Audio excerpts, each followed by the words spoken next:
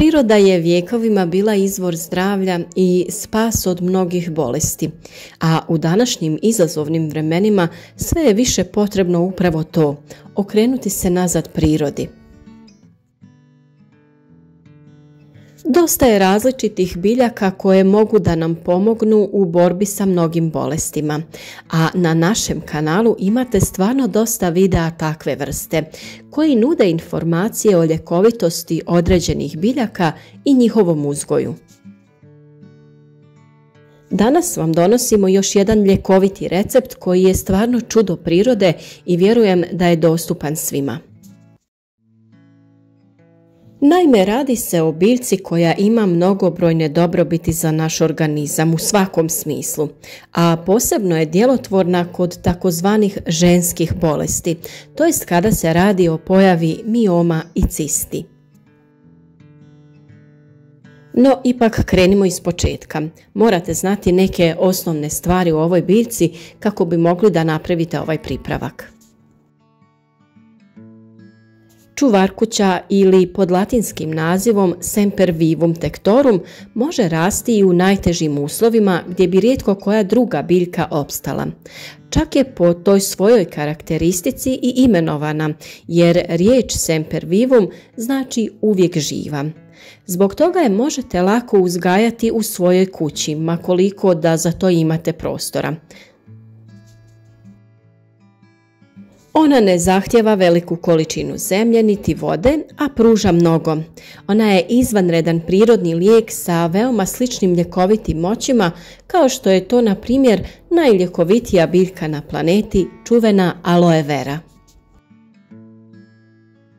O uzgoju čuvarkuće i njenim drugim dobrobitima imate poseban video na našem kanalu, pa ga posjetite, razgledajte, a ukoliko vam sadržaj bude zanimljiv i koristan, zapratite naš kanal i lajkajte video. Svakako ga možete i podijeliti na vašim društvenim mrežama, jer nikad ne znate kada ovakav recept može biti nekom od pomoći.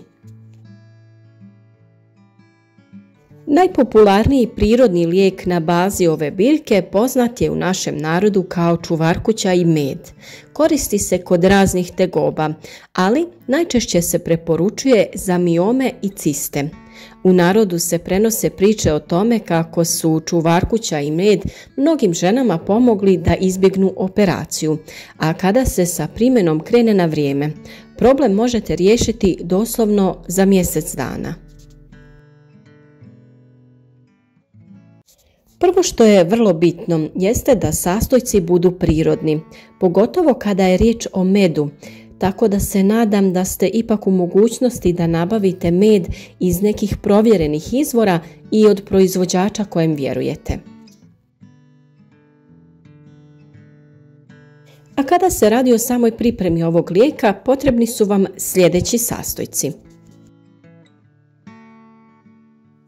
Potrebno vam je 300 g krupnih i punih listova čuvarkuće, te 500 g kvalitetnog meda, te pored toga potrebna vam je jedna posuda, to jest tegla sa poklopcem za spremanje. Kako ne bi oštetili biljku i kako bi se ona dalje nastavila razvijati, najbolje je da berete ove vanjske listove.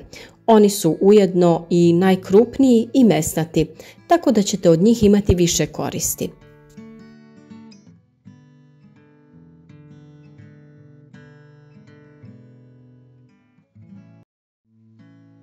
Nakon berbe sljedeći korak je da temeljito operete listove čuvarkuće pod mlazom vode, lijepo ih istrljajte kako bi uklonili sve eventualne ostatke zemlje ili prašine.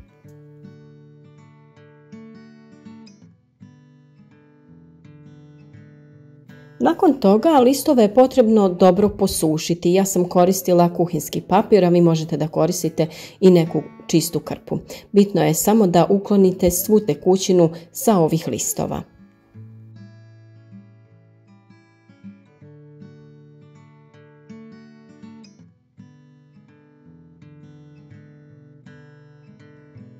Sada je potrebno da sameljete ove listove u nekom blenderu ili aparatu kao što je super sjecko ili neka mašina za meso. Bitno je samo da usitnite listove.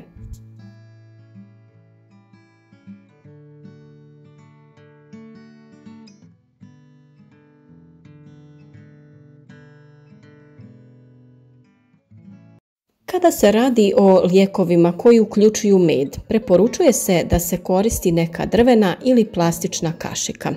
I sada je vrijeme da se ova samljevena čuvarkuća stavi u jednu posudu u koju ćete onda dodati i med.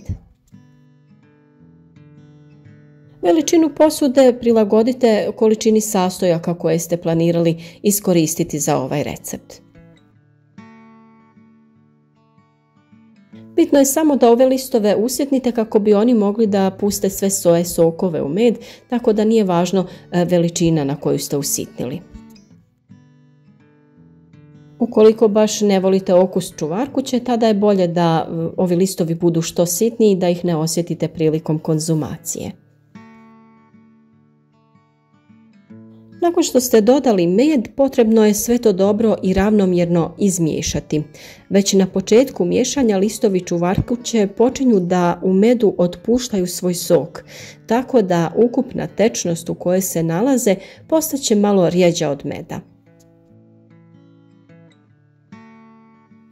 Nakon što ste dobro izmiješali, zatvorite teglu poklopce i ostavite da stoji u frižideru barem 7 dana.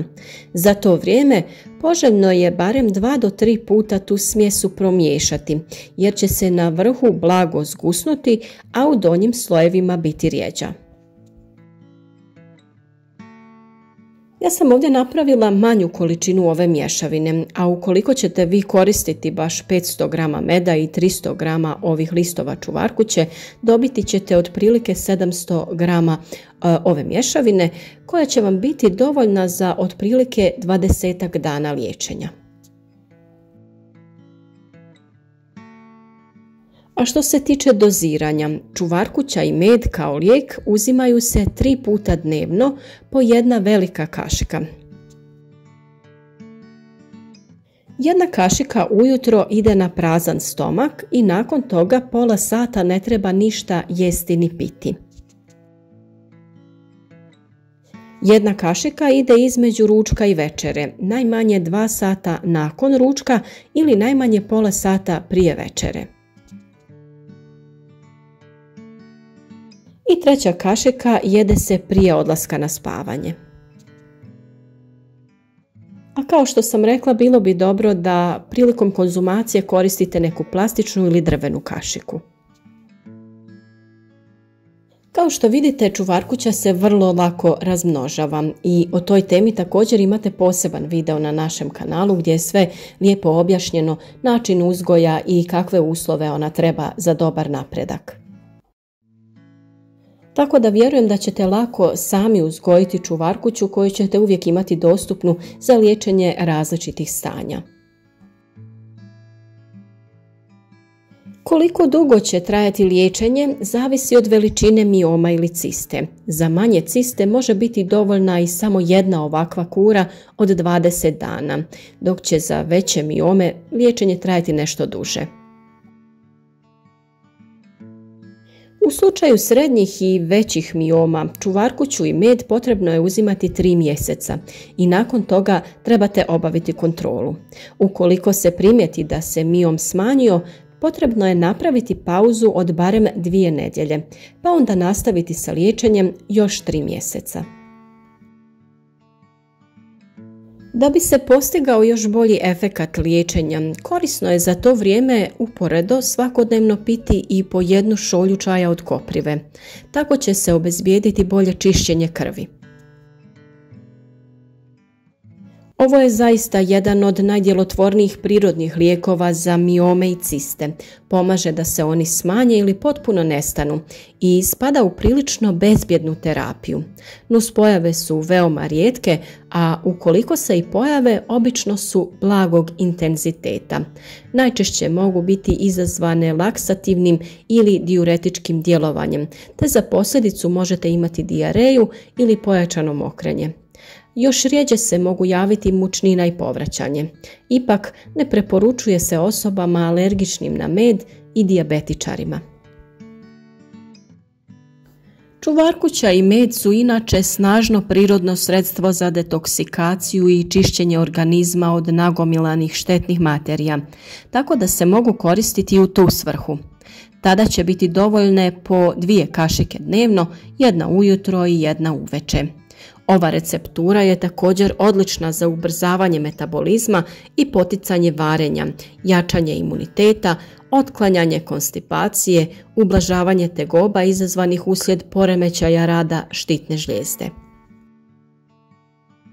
Pored svoje ljekovitosti, čuvarkuća i med se mogu pohvaliti i odličnim ukusom, a uvijek u ovu mješavinu možete dodati i limun prilikom mljevenja čuvarkuće. Svakako je dobro da žene ovaj pripravak koriste preventivno i samim tim ojačaju otpornost svog organizma.